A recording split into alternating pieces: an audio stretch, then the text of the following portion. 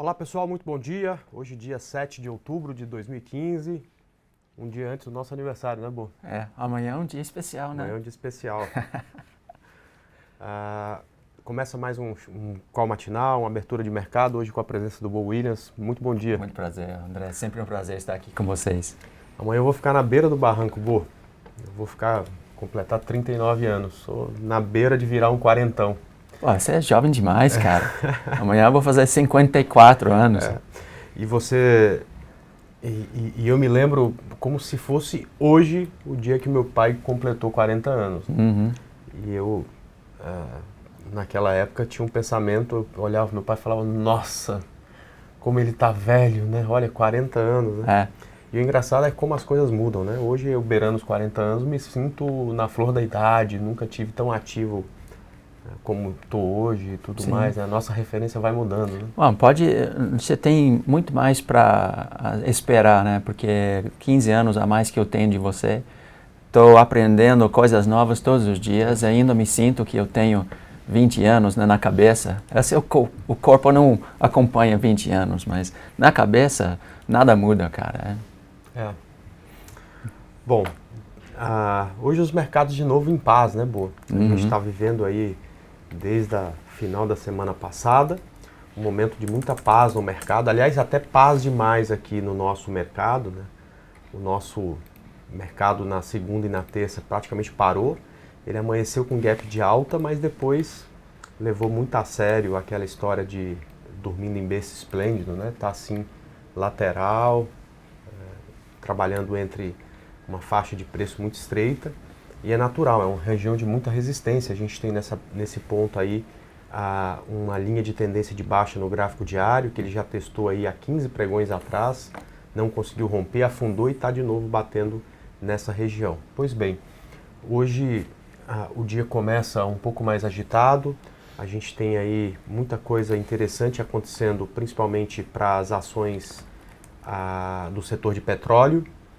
Nós não podemos falar especificamente, né, de Petrobras, porque ela está em período de silêncio, né? Sim. Então, já adiantando, a gente não vai poder fazer nenhuma análise de Petrobras, mas está interessante também para as mineradoras e um pouco para as siderúrgicas também. O mercado no mundo inteiro sobe, na verdade na Europa sobe para essas ações, né?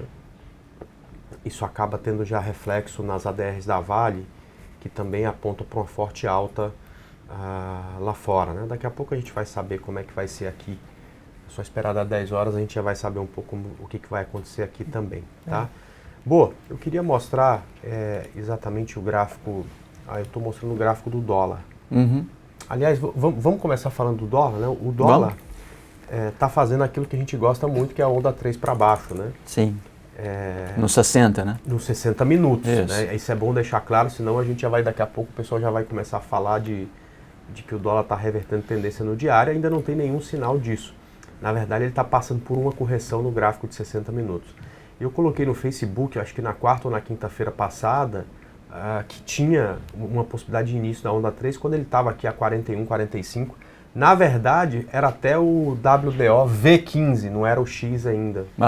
Era antes do início do mês. Mudou um pouco com o X. Mudou os poucos, né? Mas o gráfico é exatamente o mesmo, né? Então, hoje ele se aproxima, né, de algo que há uma semana atrás era impensável. A gente vê o dólar a 3,80, né? Mas ele está se aproximando desses 3,83, né, de 3.830, que é o objetivo dessa onda 3. Isso mesmo. Agora, até mudando para o teu gráfico, no gráfico diário nada muda, né? Essa, por enquanto, é uma correção natural, não tem nenhum sinal de reversão no gráfico diário no dólar, né? A única coisa que muda no meu gráfico é que eu posso tirar esse primeiro repique, que não aconteceu. E o segundo está no ponto aqui, 382. Aliás, isso é um número importantíssimo. O dólar adora os números baseados na média áurea, né? E 382 é um deles. Então, acho que 382, eu vejo até 3.700 também. Um super suporte aqui. E eu vou começar a dar call de compra no dólar quando ele começa a mostrar o primeiro candle no gráfico diário com o máximo maior. Eu vou dar compra no dólar para romper os topos de setembro e continuar subindo. É isso aí, é isso aí. Eu também não vejo nenhuma mudança na condição do dólar, né? Mas eu vejo na condição do Ibovespa no gráfico diário eu acho que esse é um ponto muito importante, né? A gente teve aquele fundo testado daquele dia que a China abriu caindo com muita força, que é esse candle aqui, né? E ele foi testado depois que o mercado subiu e bateu na linha de tendência, que foi essa linha de tendência aqui. Que é uma linha de tendência que já foi testada 1, 2, 3, 4 vezes. E por mais que ele tenha fechado um pouco acima dessa linha ontem, né? Na verdade não rompeu, né? Porque nunca é um ponto certo, nunca a resistência é 47.720,84, né? É sempre uma região que você tem resistência e ele está nessa região, né? Brigando aí tanto na segunda quanto na terça-feira. Vamos ver aqui como é que vai ser o desempenho do mercado hoje, né? Então, se ele começar a corrigir a partir daqui, a gente volta para enrolação, como você gosta de falar. E se ele conseguir esticar a partir daqui 500, 1.000 pontos acima disso, a gente começa a ficar mais animado para uma perna de alta do mercado, que ainda não vai resolver o problema do gráfico semanal, ainda, enfim, não vai ser uma alta, nós não vamos romper o topo histórico, na minha opinião, nessa pernada. Mas eu acho que pode impulsionar alguns ativos que têm já uma condição de reversão de tendência, né? A gente está muito diferente do que estávamos há 15 dias atrás. Há 15 dias atrás, a gente não tinha nada praticamente que tinha possibilidade de onda 3. Hoje nadinha. Eu já enxergo isso em alguns ativos. Tem uma dúzia no máximo de papéis interessantes na compra lá. A gente brinca na nossa sala, eu e o André, se agosto é o fundo da década, né, ou do ano. Eu acho que não, ele brinca que sim. Mas eu queria mostrar minha tela aqui para mostrar para você por que eu acho, aliás, eu tenho quase certeza, isso é difícil eu dizer, mas eu tenho uns 80% de probabilidade que nós vamos fundar os fundos de agosto. E tem muito a ver com como as mimas do FICUB estão alinhados aqui.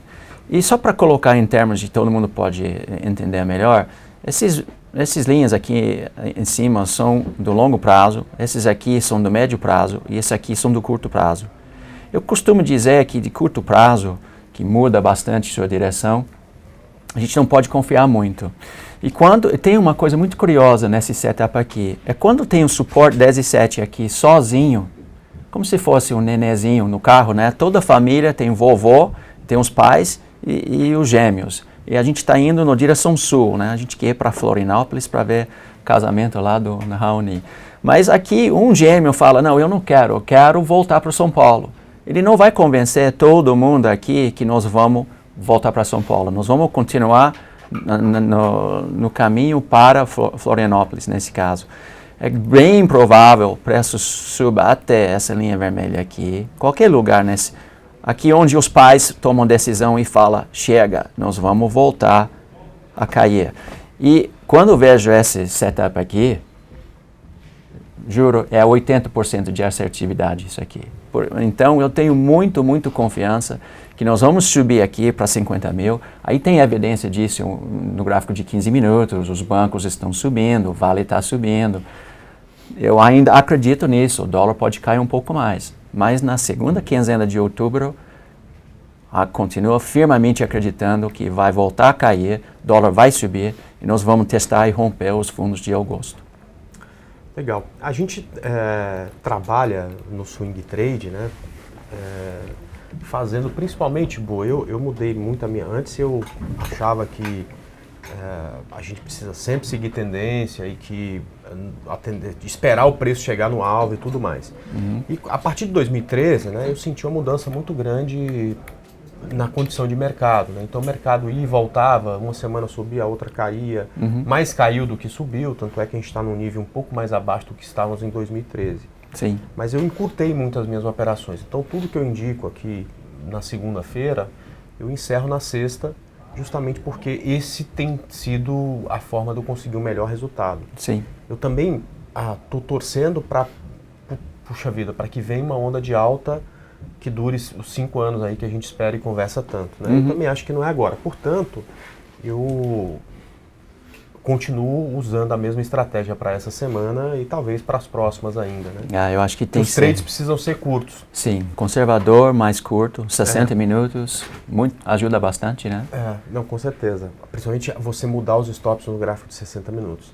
Mas para essa semana, né, que é a semana parece de repique, as operações que eu fiz foram todas na compra.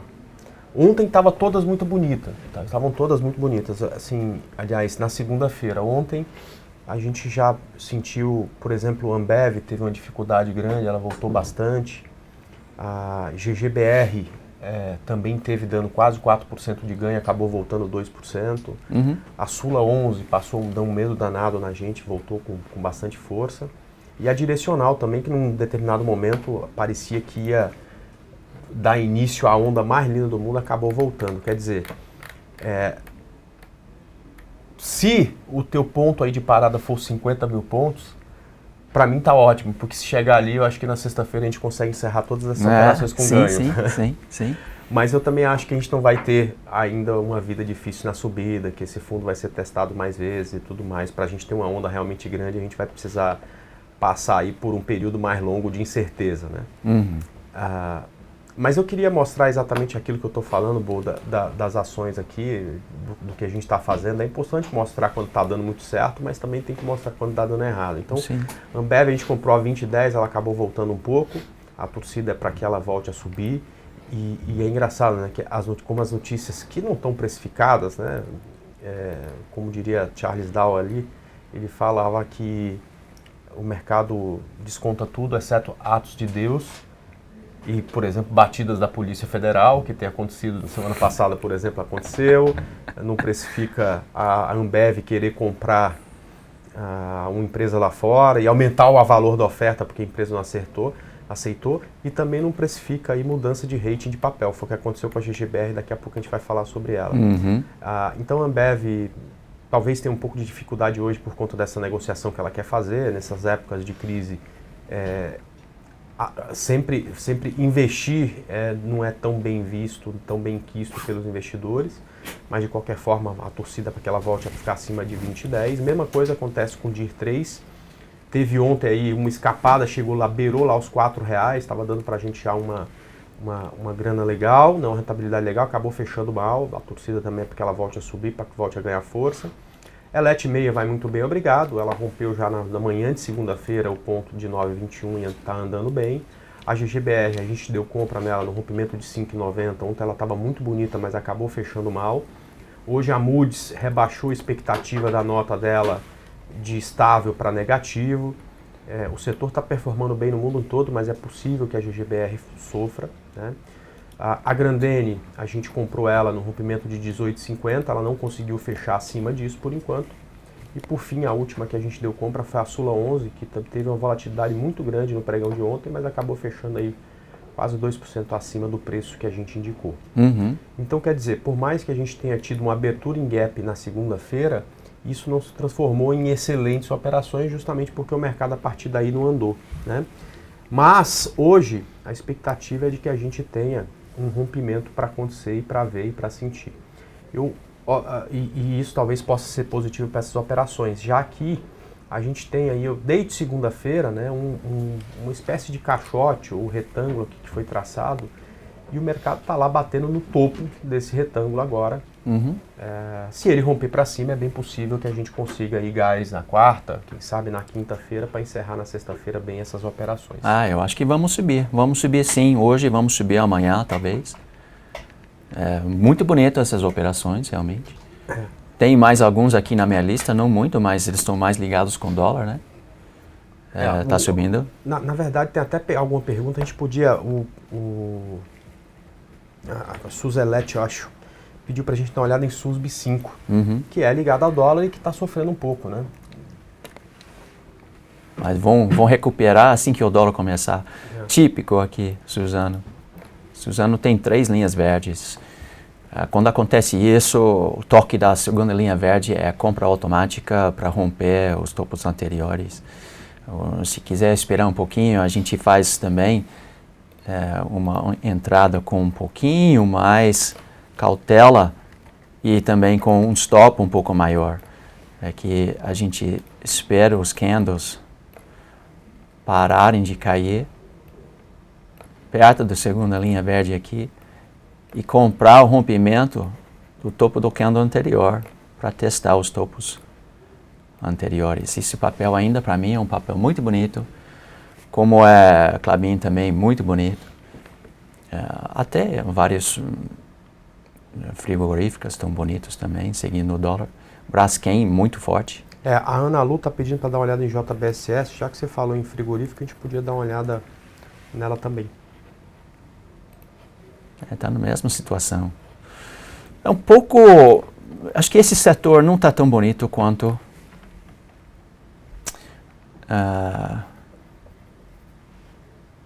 quanto de celulose. Porque ele está começando agora a mostrar essa resistência 72 aqui. Resistência 72 é formidável, é algo que precisa realmente ser respeitado. Então, estou achando que JBSS3 está com cara de respeitar 15 e 50 no suporte, mas também ter muita dificuldade de passar 17 e 50. Vamos ver, eu acho que ele anda de lado um pouco com a possibilidade de subir, mas esse 7.2 realmente eu respeito bastante e ele está dando problema para os compradores aqui. Na verdade, o setor, parece que a onda bonita de alta do setor, né, aconteceu já há umas 3 semanas. A gente fez uma boa operação em Marfrig, uma boa mesmo. Semana passada eu tomei stop nela, no dia que ela foi visitada pela Polícia Federal, a gente estava comprada, infelizmente ela começou a cair, fica aquela loucura, e aí eu falei para todo mundo, sai, encerra e não vamos mexer com esse papel pelos próximos 6 meses. Mas antes a gente já pegou a onda 3 de Marfrig, que foi muito bela, né? Tá aí no gráfico aí, a hora que ela corrigiu, há uns 2 meses atrás, né? E deixou aí uma possibilidade de onda 3, exato, aí nesse ponto. Eu peguei eu sempre pego o rompimento do pivô, eu espero um pouco mais aí, eu nunca entro no primeiro candle, né? Eu gosto de olhar um pivô no gráfico de 60. E a gente também fez uma boa operação na BIF. Parece, né? O que parece é que essa onda 3 da BIF foi mais complexa e foi mais difícil, até talvez uma onda 3 no gráfico semanal. O BIF está muito bonito também. Qualquer pullback, novas compras aí. Exatamente, né? Você tem até marcado no gráfico o que pode acontecer com ela aí, o que pode dar novas compras, né? Muito bonito. Mas, assim, eu olhando para o gráfico, eu acho que a onda mais fácil já passou, né? O ideal seria um processo de consolidação um pouco maior para criar a condição de novo de, na hora do rompimento, você ter força para cima. Agora, você falou da Braskem. Tem uma pergunta do Patrick aí. Tá muito bonita a Braskem também, né? Muito bonito, muito forte. KM5. BRQM5, perdão, 5. Esse gráfico tá chegando no alvo, tá? Aí tem que ter cuidado. E realmente nos R$20 vai ter dificuldade. Pela estatística do Ficub, 2 linhas verdes vai para a terceira linha verde e bate cabeça. Mas não tenho nada para duvidar da direção ou da força da tendência. Porém, linha verde é fogo. Esse aqui é uma linha de 1.300 candles, André. Isso representa muito importante, né, no gráfico mensal. Tipicamente, a gente chega aqui, bate cabeça, volta para a segunda linha verde aqui e volta a subir.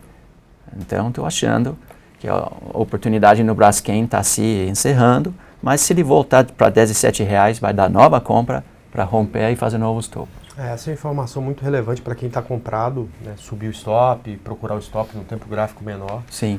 Para otimizar esse lucro, né? Acho que não precisa sair da operação, porque se tiver muita força no papel, ele pode até ultrapassar. Mas pode. Deixa o stop ali pertinho, porque se for realmente a resistência, o preço acaba voltando e você pega ele numa outra oportunidade. O pessoal pediu, o Daniel pediu para olhar a GGBR, e eu queria olhar também os Minas e CSNA aqui, justamente para ilustrar um pouco, a forma que eu gosto de operar, né?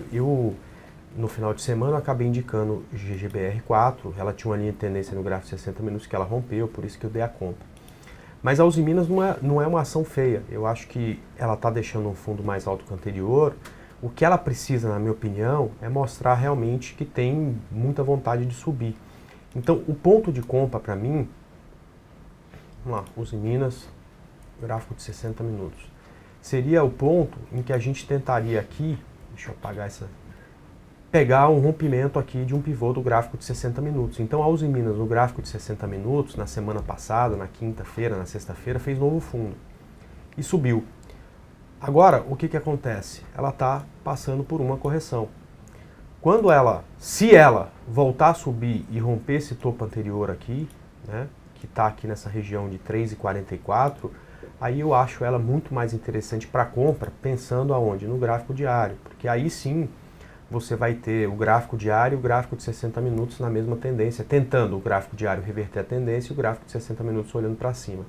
Então a compra na Uzi Minas eu acho que depende um pouco desse pivô no gráfico de 60 minutos, vamos ver se vai acontecer. Mesma coisa acontece na CSNA 3, né? Que aqui eu já até coloquei aqui o que eu espero de onda 3 para ela, com alvo em 6,64. Mas acho também que, como ela fez novo fundo no gráfico de 60, e aí a gente pode vir para esse gráfico de 60, o ideal seria que ela corrigisse e deixasse um pivô no gráfico de 60 para voltar a subir.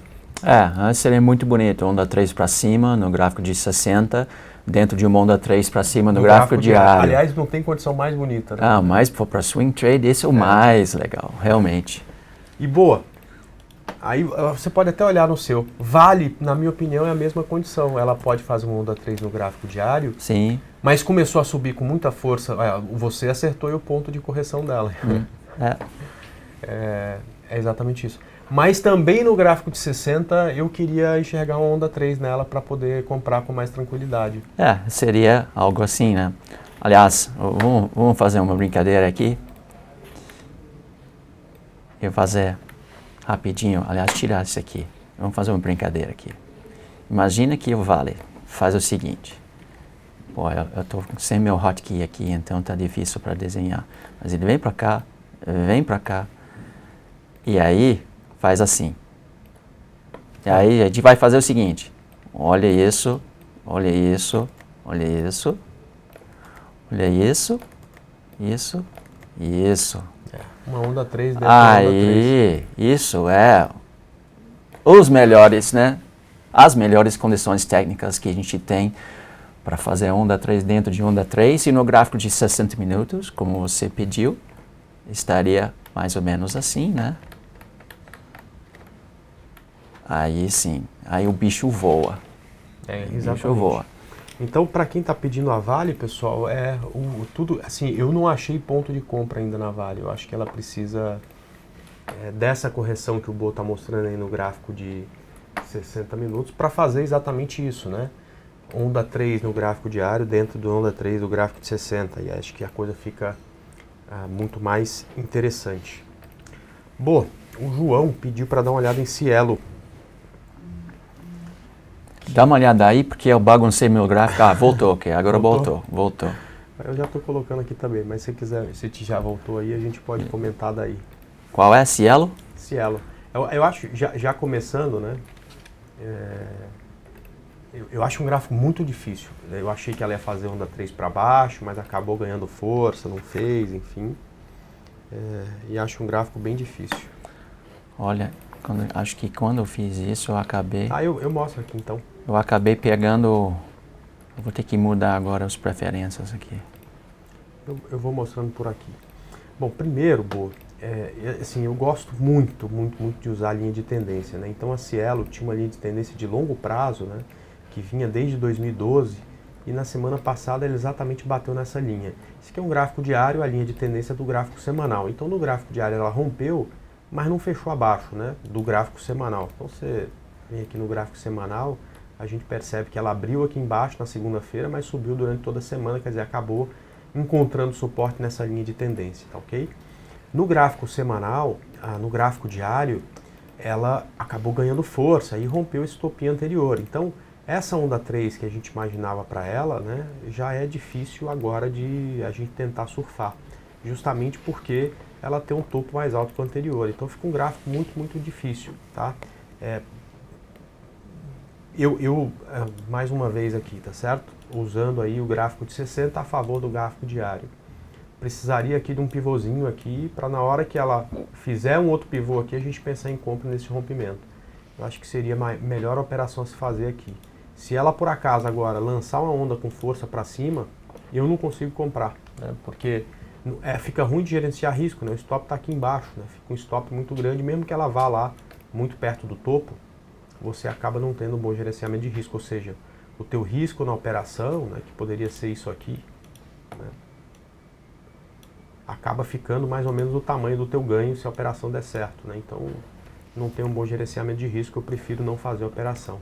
Então, o movimento ideal aqui para o ativo é um pouco de correção, um pouco de bater cabeça, como você gosta de falar, e aí sim, no rompimento do topo, eventualmente aí na região de 39,30, a gente pensaria numa compra. O Rogério comentou que no domingo a gente falou de BTOW para venda, né? Que se ela caísse abaixo desse ponto, tá? 14,07, a gente poderia fazer uma venda. E que ao invés disso ela está subindo. Pois é, ela está subindo bem bonita. Ainda bem que a gente não vendeu, né? Se a gente tivesse vendido, a gente teria tomado stop. Então o mercado começou forte para ela, já na segunda-feira ela subiu, voltou um pouco e ontem subiu bastante. Mas eu não vejo ainda, Rogério, compra na BTOW, tá? Não é simplesmente porque um ativo subiu que a gente vai pensar em compra. Na verdade, aqui ó, ela subiu muito mais, né? E poucos dias depois já veio testar o fundo.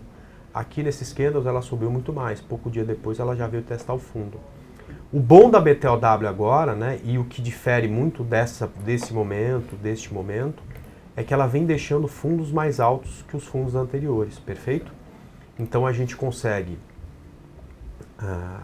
olhar para o ativo e começar a enxergar também nela uma reversão de tendência. Aliás, reversão de tendência que está acontecendo em muitos ativos do setor. Por exemplo, a HGTX3 já fez onda 3 para cima. Essa aqui a gente pegou, boa. Aliás, já fez onda 3 para cima, já bateu em 100%, já rompeu 100% e já bateu no 127. Ou seja, a gente está enxergando aí um ativo que está performando bem. Lojas Americanas já rompeu a linha de tendência de baixa. O triângulo que ela tinha no gráfico diário já foi para cima, já rompeu. Grandene ainda não foi, mas está lá rompendo o topo histórico, né? Ou seja, pode ser o momento do varejo, esse momento que a gente está vivendo, né? E se for este o momento, a BTOW tem uma condição boa de subir também, tá? Me chama a atenção na BTOW essa linha de tendência aqui, olha só. Deixa eu tentar traçar essa linha de tendência no pontinho certo, tá ok? Aqui, né? Que é uma linha de tendência que pode realmente tirar essa condição de tendência de baixo para ela, tá ok? Então, ela não caiu, felizmente a gente não vendeu, porque se tivesse vendido teria tomado stop, mas eu acho que ainda não é a hora da compra. E aí, mais uma vez, quando você tem uma linha de tendência formada, existem duas possibilidades, ou o preço vir aqui e romper, e você entrar nessa operação já no rompimento. Isso é interessante, tá certo? Quando você tem um stop perto, não é esse o caso, o stop está muito aqui embaixo por enquanto. Ou, a partir do rompimento, você espera o que a gente chama de reteste. É muito comum um preço romper e depois voltar aqui. Lucas, o Fábio, dá um socorro aqui pra gente no outro PC aqui. É muito comum um preço romper e depois voltar aqui para fazer o que a gente chama de reteste. Aí sim, se a gente consegue um stop muito melhor, porque a gente não precisa esperar romper a cabeça do pivô. A gente compra, por exemplo, aqui nesse ponto, tá ok? Então, ótimo, a BTOW não fez o que a gente imaginou, ao invés de cair, ela subiu, tá? Ainda bem que a gente não vendeu, mas ainda não acho que é hora de compra, tá? Acho que a hora de compra aqui precisa de um stop, por enquanto ainda não tem esse stop, tá ok? Aproveitando aqui que a gente já está falando, alguém falou que GGBR perdeu a nota. Na verdade, a GGBR não perdeu a nota. Ela teve a perspectiva da nota dela rebaixada, tá? Acaba sendo negativo. Não tão negativo quanto perder a nota, mas acaba sendo negativo, né? Então, provavelmente vai impactar no desempenho dela hoje, tá ok? André... Alguém sabe me informar? O VEG para longo prazo é bom? Olha, eu acho que nem eu nem o Boa a gente entende muito bem de fundamentos de empresa, tá? Mas a gente entende de gráfico, modéstia à parte, a gente já olhou pelo menos 1 milhão de gráficos aí desses últimos anos. Então, quando a gente olha para ela no gráfico semanal ou num gráfico mensal, é um ativo que vem em tendência de alta, né? Os analistas fundamentalistas gostam muito da empresa, acham a empresa muito sólida, tá? Então, para médio e longo prazo, olhando gráficos mais longos, ela está numa condição muito interessante. Acredito que até acima aqui de R$17, né, você consegue comprar esse ativo aí e parece ser esse um ponto muito interessante. Mas eu realmente acho que quando a gente vai investir pensando no longo prazo, investir em valor é mais importante do que investir em preço. Boa. E aí, o que a gente precisa ficar focado é muito mais no valor da empresa do que no preço que ela tem hoje no mercado, tá? Quando você foca em valor, ou seja, quando você observa o valor da empresa, não importa onde vai estar o preço, aliás, importa sim. Quanto mais baixo tiver o valor, o preço, né, mais ações você pode comprar para ser um sócio mais relevante da empresa, uma empresa que continua tendo muito valor, né? Então isso acaba sendo muito importante, na minha opinião, muito mais importante do que o preço que está o ativo, tá? Mas é muito bom também quando a gente vai fazer investimentos de médio e longo prazo, a gente dividir o capital em mais de um ativo, tá? Então não faça sua aposta só em VEG, faça sua aposta em VEG, em um ativo do setor de banco, em um ativo da construção civil. Ah, mas está vivendo um bom momento. Mas é cíclico, tá certo? Espere e verá. Daqui a 2, 3 anos a gente provavelmente vai estar falando aí de um super ciclo de novo desse setor e tudo mais, como acontece de tempos em tempos, né? Pega aí um setor de madeira, papel e celulose, diversifique a sua carteira. As chances de você ter um êxito grande no longo prazo acabam ficando muito maiores quando você parte para uma situação como essa, tá ok? Enquanto abre aí o FICUB do BO, BVMF3, eu queria falar um pouco de BVMF. A gente também falou dela no estudo de domingo, de compra com papel, né? Observe, ela tem aqui um triângulo, né, no gráfico semanal, então ela tem fundos ascendentes e topos descendentes, né? Ela bateu aí na segunda-feira bem perto dessa região aonde é um ponto de resistência, mas acabou perdendo força. Então no gráfico diário ela perdeu força, perfeito? É claro que a gente só quer comprar se ela romper os nossos pontos, que se não me engano, né, eu tinha falado aqui de R$12, tá? Então se ela romper os R$12, a gente continua querendo comprar muito, tá? Só que enquanto ela está na consolidação dentro do triângulo, não há nada a ser feito. Então eu prefiro não fazer nada neste momento, não entrar no ativo nesse momento, esperar ele romper aí a região de R$12 para pensar numa entrada. Neste caso, o alvo seria R$14,55 e o stop abaixo aqui de R$11,15, ok? Vamos lá. Tá bonito essa BMF, hein, Bo? A BVMF está bonito. Acho que um dos papéis que poderia ajudar a ter mais confiança num forte movimento, eventualmente, né, o novo bull market. Eu fico de olho muito no BVMF e eu acho que vai ser líder mesmo. 3 a 6 meses na frente do próprio Bovespa. Se a gente começar a ver esse BVMF pegando força e entrando em forte tendência de alta, a gente sabe que o negócio está bonito para compradores para um bom tempo. Ainda não está lá, mas está chegando. Muito bom, muito bom. Vamos lá. Tem mais umas perguntas. O que Lapo está pedindo aqui, Vi24. O Celson fala que é o único ativo do setor que vale a pena você analisar, justamente porque a Vivo ela não foca em preço, ela foca em valor, né? Eu realmente acredito em empresas como a Vivo, né? Ela nunca fala do preço que ela cobra na ligação, ela sempre fala da qualidade do serviço prestado. Uhum. É a mesma história do Pão de Açúcar. Eu adoro ir no Pão de Açúcar porque você não precisa escolher as laranjas. Qualquer uma que você pegar tá boa, né? Em outros lugares você tem que ir lá e ficar fuçando para você achar uma que tá bonita, né? Então eu gosto muito de ativos e de empresas que focam na qualidade do serviço que presta. Sim. E não no preço do serviço, né? Até porque não tem mágica, né? Para você ter o preço mais baixo, você provavelmente não vai oferecer o melhor serviço, né? Bom, enfim, Vivo... Apesar de estar sofrendo um pouco o gráfico dela, né, agora. Não, né? com certeza. Mas a empresa continua boa. Aliás, a empresa Pão é de muito boa, Açúcar né? também está sofrendo bastante. Então, é isso. 50% de valor. É isso. Tomara que as laranjas continuem boas lá, né? Não pode a laranja começar a ficar ruim. Bom, Vivo em tendência de baixa, né? Também passa aí por um processo de correção, assim como boa parte do mercado.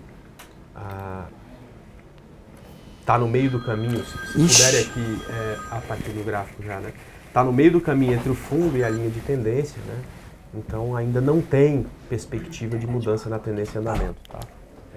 Ou seja, para começar a pensar em compra na Vivo, a gente precisa aí de um pouco de correção, deixando o fundo mais alto que o anterior e depois pivô de alta no gráfico diário. Esse geralmente é um processo longo, um processo que demora ao menos 2 ou 3 semanas, né? Do ponto que está aí, pelo menos mais uma semana aí de espera antes da gente ter qualquer tipo de operação nela, tá?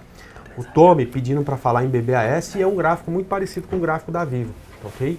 Porque também vende um novo fundo, também caiu com muita força nos últimos momentos e se recupera agora também com muita força, mas como veio do novo fundo, a gente tem que esperar aqui um pivô aqui no gráfico diário, né, para a gente começar a pensar em compra no ativo. Às vezes você até consegue pegar, para quem gosta de gráfico de 60 minutos, um pivô de alta no gráfico de 60, né, para tentar fazer a sua compra. Mas nesse caso aqui de BBAS nem teve isso. Teve, por exemplo, com o Estácio, né? Estácio, ele teve aqui, deixa eu colocar aqui um gráfico de 60 minutos. Você teve aqui um processo de consolidação bem forte e quando rompeu aqui esse topo para cima deu compra, subiu bastante, mais de 10% e tal, né? Mas com BBAS ela fez um novo fundo e começou a subir sem fazer um pivô bonito no gráfico de 60, ou seja, a gente não conseguiu pegar esse ativo nem no gráfico de 60 minutos, tá ok? E a Analu pediu Pomo 4. Eu acho que é o mesmo caso aí de BBAS, um ativo que vem em forte tendência de baixa e está replicando no gráfico diário. Diferente da BBAS, né, ela deu uma colher de chá no gráfico de 60, Analu. Então no gráfico de 60 minutos ela fez um processo longo de lateralização, a partir do momento que rompeu 1,73, né, criou a possibilidade aí de uma alta um pouco mais consistente, tá? Você falou de 2,11, eu acho que tem resistência aqui em 1,85, tem resistência e suporte nessa região, acaba sendo um ponto importante, e depois já nos R$2 a próxima resistência. Boa, hoje tem a bolsa na cabeça? Temos. O que é isso? O que é essa tal da bolsa na cabeça? Aliás, vou ter que descansar minha cabeça com esses problemas técnicos e a gente perdeu a internet aqui. Bolsa na cabeça, a gente entende muito bem, né, André, a questão de matemática do mercado. Isso não é um segredo. É fácil ler o gráfico, é fácil gerenciar risco e tamanho de capital, né, de posição. É fácil aprender a fazer um trade system, um bom trade system, né? Esses são conceitos matemáticos, todo mundo consegue dominar. O que a gente não consegue dominar é a execução do nosso trade system no longo prazo, porque isso é contra-intuitivo. Então nós temos uns 50 vieses cognitivos e um monte de crenças disfuncionais que tira a gente do jogo e acaba dificultando muito o sucesso do investidor em geral, né? Então, operar é simples, mas é difícil por questões psicológicas. E a bolsa na cabeça é o nosso movimento, é a nossa maneira de divulgar esses conceitos tão importantes para todo mundo. A gente faz isso na quarta-feira aqui às 3h30, né, da tarde. Acho que eu vou chamar o Kim hoje para falar sobre a cabeça dele durante as operações dele ao vivo. Também tem um site no YouTube e no Facebook falando sobre isso. E aí é uma maneira que a gente consegue ajudar mais, divulgar esse assunto que é tão importante, né? Com certeza. Então aqui na Infomoney TV, às 3h30 da tarde, então Isso. a Bolsa na Cabeça, hoje provavelmente com a presença do Aliakim Pereira de Sá, famoso Kim. Eu espero sim. Beleza, ótimo. Então muito bom. Deixa eu chamar aqui o Celson. Celso, a gente está vivendo um momento de paz no mercado, não só aqui, né, mas no mundo inteiro aí, tá? A gente está todo dia aí vendo o mercado futuro no mundo inteiro, no verde, no azul, né? Será que essa onda dura muito tempo ainda? Bom dia André, bom dia bom dia pessoal. Não sei se dura muito tempo, né? O político aqui não está dos melhores, né? Ontem até tinha comentado que não acreditava que tivesse votação do veto, parte da Dilma. Hoje eu não acredito de novo, o Congresso não deve votar. Até porque tem Tribunal de Contas da União hoje às 5 da tarde, que deve rejeitar as contas da Dilma, abrindo o processo de impeachment. E também, ontem o Tribunal Superior Eleitoral, né, falou que abriu o processo, também permitiu o processo para cassação da legenda PT, PMDB. Então o político não está calmo. Lá fora, sim, commodities subindo, deu uma calmaria aí nos mercados, o que ajuda a Bolsa aqui. Mas ontem a gente viu que a Bolsa começou subindo, depois saíram notícias, né, de que o Congresso acabou não votando, não teve quórum, Bolsa apresentou uma queda, depois fechou próximo à estabilidade, né, se segurando ali principalmente por conta de Petrobras e siderúrgicas, mas o cenário ainda é incerto aqui. Lá fora deu uma acalmada, principalmente com expectativa de aumento de juros do Fed só no ano que vem, André. Poxa vida, né? A gente comentou um pouco antes, né, que essa novela podia acabar logo, né? Então, pelo jeito, vai ser esticada, só ano que vem. Novos fundos. Boa, muito obrigado pela presença, Celso. Eu te agradeço. Bom programa aí, até amanhã a gente tá de volta aí. Muito obrigado, Boa. Psicologia, 3h30 da tarde. Um abraço, gente. Obrigado, senhor. Então vamos lá, vamos dar andamento aqui. Como eu citei, né, hoje tem que olhar os vetos, né? Agora o PT está indo atrás do STF para barrar a votação hoje no TCU. A gente acredita, obviamente, na rejeição. Será que o tiro não saiu pela culatra em relação ao PT de proibir a votação do Augusto Nardes, né, o relator do processo no TCU? Provavelmente sim. Isso deu mais força ao TCU de rejeitar as contas do PT e abrir um processo aí de impeachment. Fora a discussão ali política, né, do PMDB, né, perdendo também força e dividindo-se o bloco. Alguns partidos que eram aliados agora também querem ministérios, querem cargos e já falaram que pode até não votar os vetos. CPMF não deve passar mesmo, que dirá os vetos aí. Acredito, continuo acreditando, onde escrevi sobre isso até no Facebook, que não acreditava em votação ontem. Hoje continuam não acreditando em quórum e em votação dos vetos. Muito por conta ainda do TCU e do TSE. Como disse o Romero Jucá no final de semana, quem quer embarcar nesse Titanic, né, ou seja, num barco aí afundando, que é o barco aí do governo. Quem viver verá, mas hoje um dia altamente decisivo em relação ao TSU. Obviamente a votação é a partir das 5 da tarde, mas vale o destaque. Lá fora as bolsas melhoram, muito por conta do preço das commodities aí dando uma recuperada. Bolsas na Ásia, apesar de dados piores na Alemanha e também a China perdendo as reservas. Mas para falar sobre todo esse detalhe, sobre o PCA que saiu aqui, né? Foi PCA não, fez GPDI, né? Não, foi IPCA mesmo, o Gustavo já me corrigiu aqui. O IPCA que saiu por aqui. Entrar mais no detalhe sobre esses vetos e também sobre TSE, TCU e lá fora.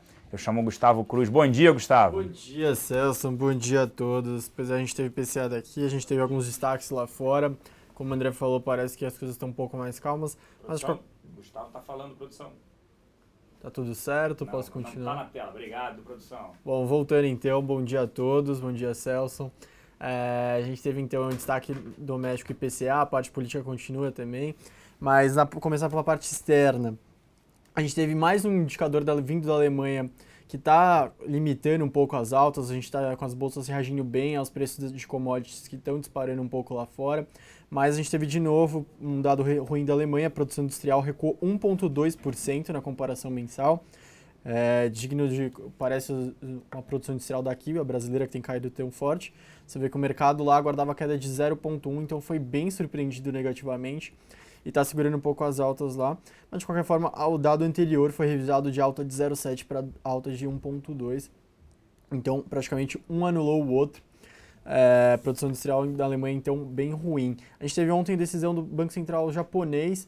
Existia uma expectativa muito grande de que eles já ampliassem o pacote de estímulos por lá, ou que anunciassem alguma medida futura.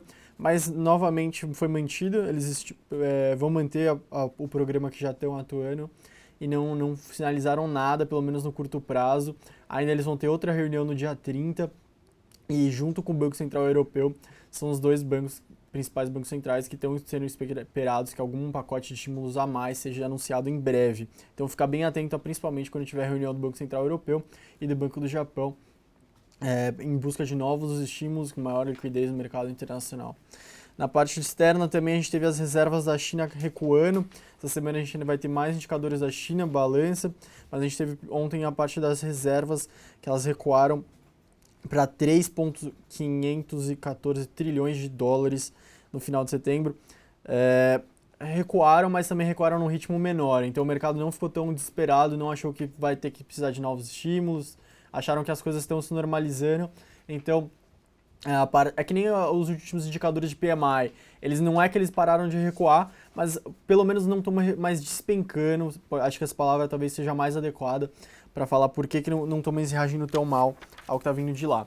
Na parte doméstica, a gente teve agora o IPCA de setembro, ele avançou 0,54%, o mercado aguardava 0,53%, então praticamente a mesma expectativa do mercado se confirmou. A gente teve o acumulado no ano, já está em 7,64%. No ano passado, para comparar, a gente estava em 4,61% quando a gente estava em setembro. Então é o maior IPCA acumulado até setembro, desde 2003, quando a gente estava em 8,05. Então, lembrando, a gente já tem um acumulado de 7,64, bem acima do teto da meta. Então, já está bem alto. O destaque foi para a contribuição do IPCA de setembro, foi o botijão de gás, que ele foi responsável por cerca de 1/4 do IPCA em setembro, do avanço do IPCA. Indo para a parte política, a gente teve, como o Celso comentou, tanto o TSE quanto o TCU, o governo na mira dos dois. O TSE autorizou a ação que pode caçar a chapa da Dilma e do Temer. Agora já a Justiça Eleitoral já está autorizada a colher provas para investigar se houve abuso de poder político na campanha do ano passado. E na parte do TCU, hoje deve ter a votação que deve confirmar, mesmo que o governo tenha acusado o Augusto Nardes de ter influenciado a decisão de recorrer ao STF. Mesmo assim, a votação deve ter sequência, deve ter votado hoje no final da tarde. Então, mais uma derrota para o governo.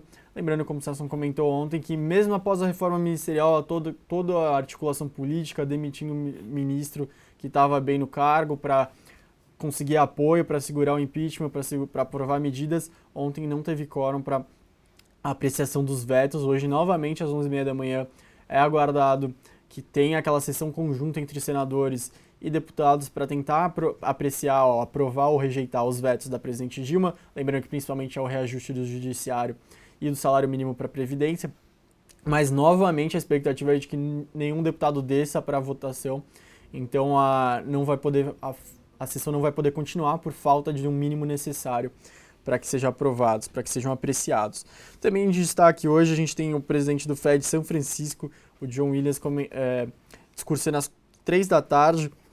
Com certeza é interessante a gente acompanhar, porque os membros do Fed, ao longo dessa semana, todos estão batendo na mesma tecla de que não, porque eles ainda enxergam uma alta de taxa de juros ainda em 2015. Mas se a gente vê o que o mercado está falando, ninguém está mais acreditando no que eles falam para esse ano. Acham que dificilmente ocorrerá algum movimento, que os dados estão vindo bem ruins para que se confirme isso e consiga dar uma brecha para que eles já elevem taxa de juros em 2015. Então o mercado, como o Celso comentou no começo do programa, só aguardando uma primeira elevação da taxa de juros nos Estados Unidos, agora só para 2016. A gente se vê logo mais no XP Connection. Então um abraço a todos, eu devolver agora para o Celso. Até mais, pessoal. E aí, Gustavo, o que a gente vai falar no XP Connection hoje? Da pesquisa. Então hoje a gente vai falar sobre a pesquisa, o sentimento aqui em caso de impeachment, né? Probabilidade de impeachment dos investidores institucionais e também o que acontece na reação imediata, dólar e bolsa, e também a reação no médio prazo. Obrigado, Gustavo. Vamos lá, falando aqui o fluxo na casa. Os locais terminaram o dia net vendedores, 51 milhões de reais. Não teve destaque na compra, destaque só na venda. Vale 5, Cielo, Petro 4, BMF Vivo. Nas duas pontas, Brasil Foods, Itaú, Loja Renner, Suzano e Ultrapar. Os estrangeiros terminaram net vendidos também, 46 milhões de reais. Destaques na compra para Embraer, Brasil Foods e Braskem. Destaques na venda, Loja Renner, Ambev, Bradesco, Petro 3 e Semig. Nas duas pontas, Petro 4, Itaú e Vale 5. Vale destaque aqui, né, a presidente Dilma sancionou a contribuição social sobre o lucro líquido de bancos, colocou alguns vetos, mas sobe de 15% para 20%, como já esperado. A gente segue bastante otimista no setor bancário, setor financeiro, devido ao nível de valuation. O nível de valuation é tão baixo que o mercado mesmo fala, aguenta desaforo.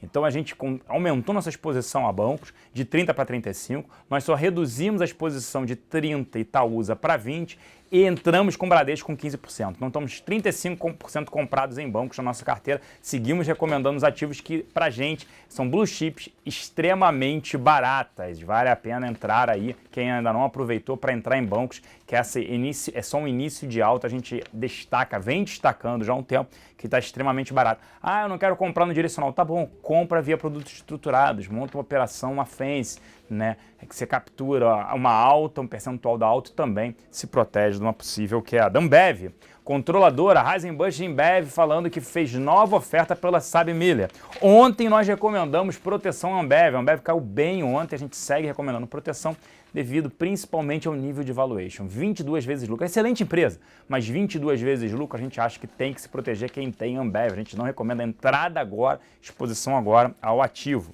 A Moody's agora colocou perspectiva negativa para Gerdau. Palavras dela: o perfil e as operações de crédito da companhia permanecem sólidos, mas incorporaram a deterioração dos fundamentos de mercado para a indústria de aço no Brasil e os desafios contínuos para a indústria siderúrgica global. Nós estamos extremamente céticos com o setor siderúrgico, né, no Brasil e recomendamos short em Usim 5.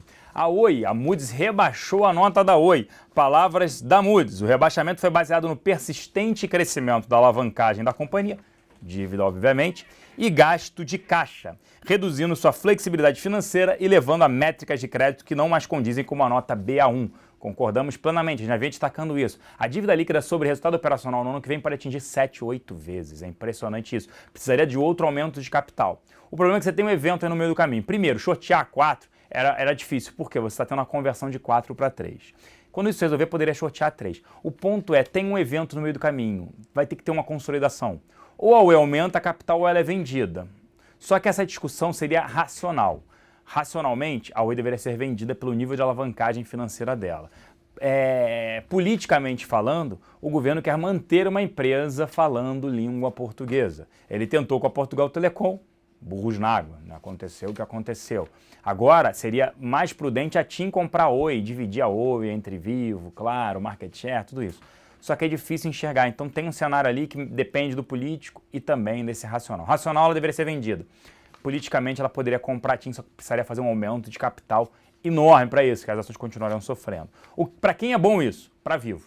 Por quê? No processo de consolidação, você tira TIM e Oi, elas canibalizam o mercado. Já Vivo, claro, busca um cliente que a gente chama de heavy user, o high-end. A gente segue recomendando o Vivo, né, um ativo extremamente barato hoje, 11 vezes lucro no ano que vem, um dividend yield projetado de mais de 7%, então vale a pena olhar Vivo.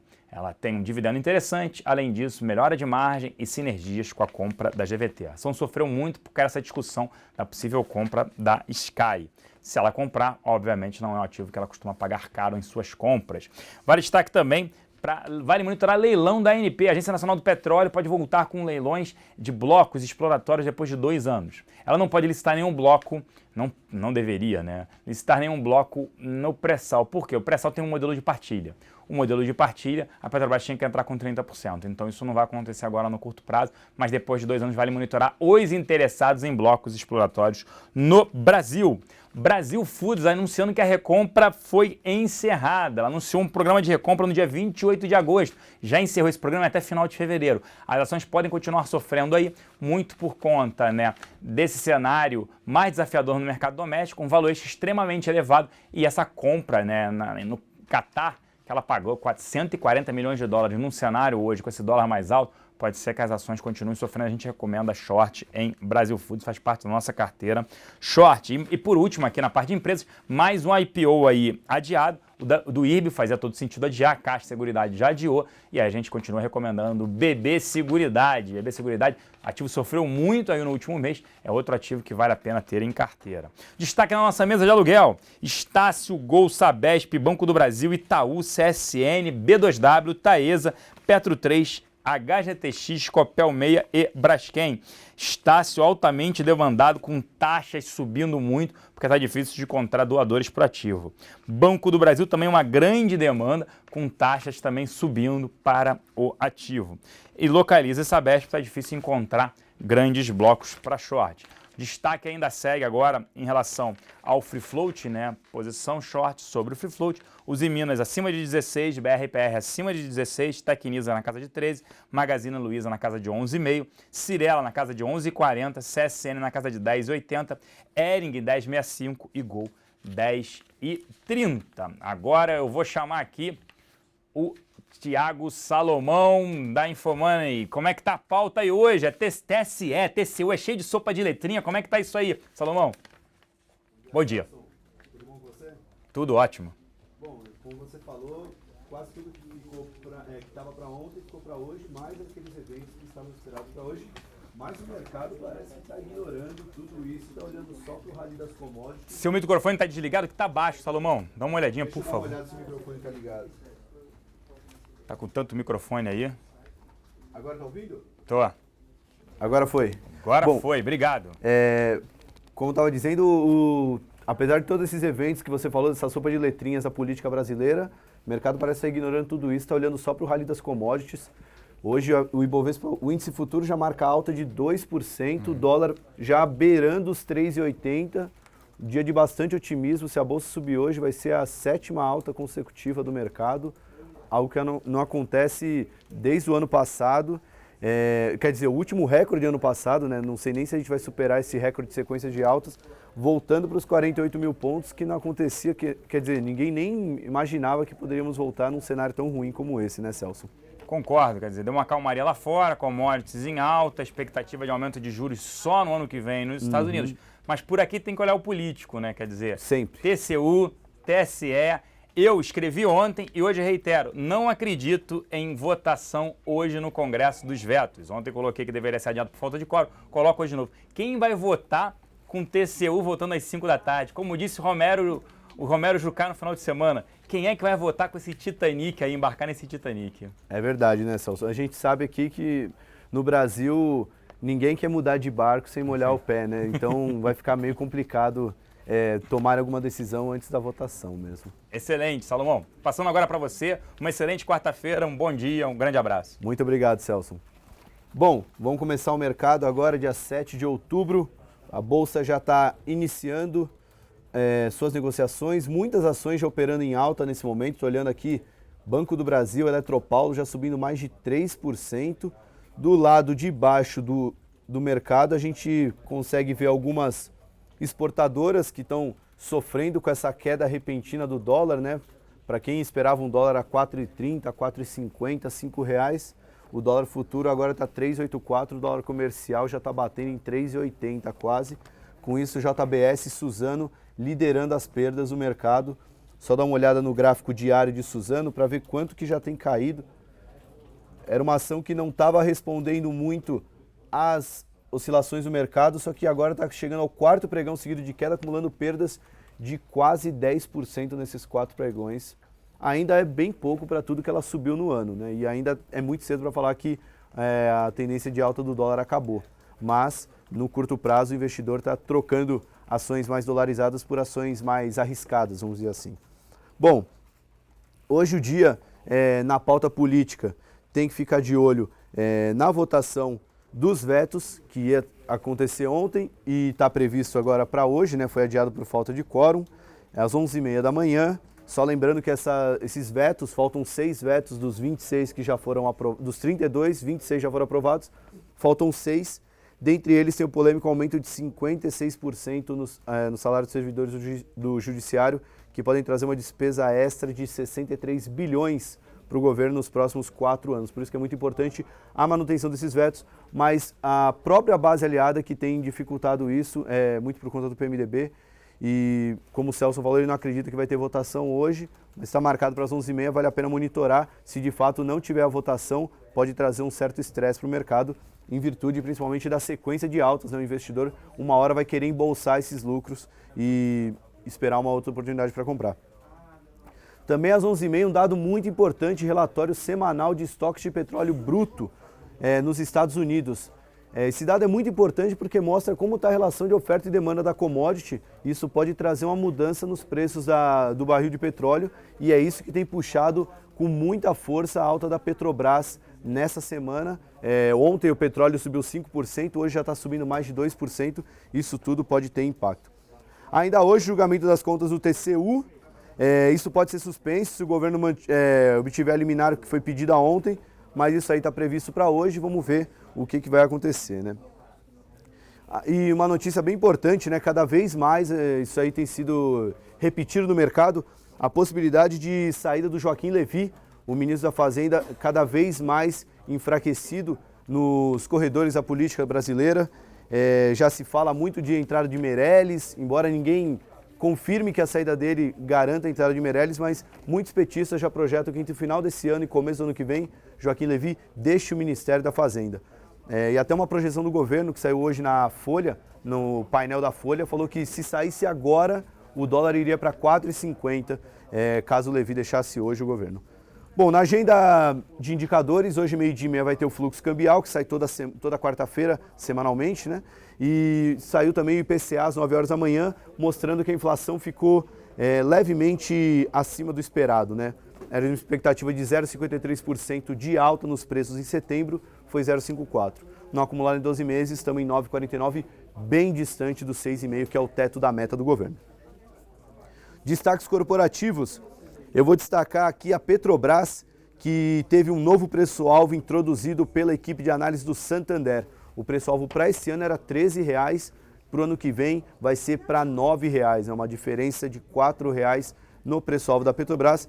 Segundo os analistas do banco, real mais fraco, preço do petróleo menor e as complicações em torno do endividamento da empresa devem pesar nos fundamentos da companhia no ano que vem.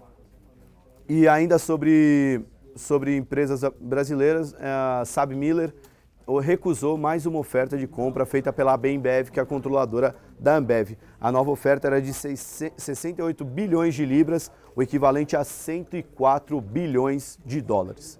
E quem deve seguir o movimento hoje, vale a pena ficar de olho em Alpargatas. Ela tem subido muito forte nos últimos dias. Ontem a gente explicou o motivo da alta, né? Segundo apurado pelo Estadão e pelo blogueiro da Veja, o Geraldo Samor, a Camargo Correia pode vender a participação dela na Alpargatas. A Camargo Correia tem quase 50% do capital da Alpargatas. Isso acaba sendo visto como uma boa notícia para o investidor, já que a Camargo Correia está envolvida na questão do Lava Jato e poderia entrar uma gestão muito mais pró-mercado no capital da Alpargatas, né? Até demonstraram interesse, segundo a notícia do blog da Veja, private equities como Carlyle e a KKR. Até atribui o dólar alto como um bom argumento para comprar ela, já que a empresa acaba ficando mais barata, né? Ela está cotada na bolsa perto de 3 bilhões e meio de reais, isso fica menos de 1 bilhão de dólares nas cotações atuais da moeda. Bom, vamos dar uma olhada como é que está abrindo o mercado nesse momento. Dólar futuro caindo 1%, mantendo essa tendência.